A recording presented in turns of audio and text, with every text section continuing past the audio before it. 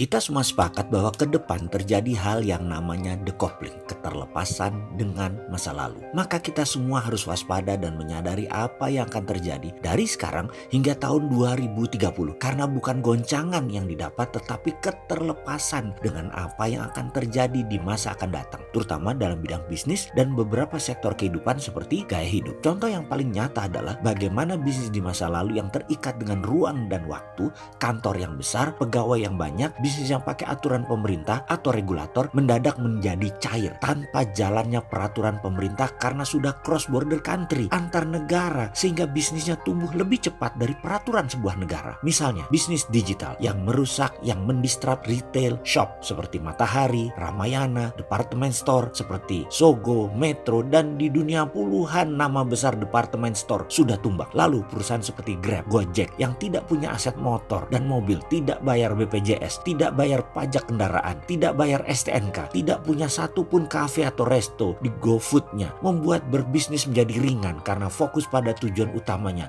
yaitu mendistribusikan barang atau mendistribusikan orang. Ada satu hal yang saya sendiri mungkin shock adalah pemikiran dari seorang anak muda berusia 22 tahun yang bermitra dengan saya yang mengusulkan untuk membuat Ruang Belajar, sebuah digital platform tingkat universitas, di mana dia mengatakan, "Pak, saya yakin Pak, Menteri Pendidikan, Pak Nadiem ke depan akan mendistrap dunia pendidikan karena saya sudah pelajari apa dan bagaimana otaknya seorang Nadiem Makarim. Dia pasti tahu sekali bahwa dalam pendidikan faktor biaya terbesar adalah ruang kelas dan guru. Di mana dalam pendidikan poinnya adalah seseorang harus memiliki ilmu, memiliki informasi dan memiliki keterampilan berkarya. Dan untuk memiliki ilmu, mendapatkan informasi dan keterampilan berkarya tidak perlu ruang kelas yang besar dan guru yang banyak. Apa yang akan terjadi kalau semua itu digiring ke arah digital, di mana ruang kelasnya bisa dipakai di mana saja, dipakai bergiliran dan gurunya jadi digital. Itu sekolah dan kampus tinggal separuh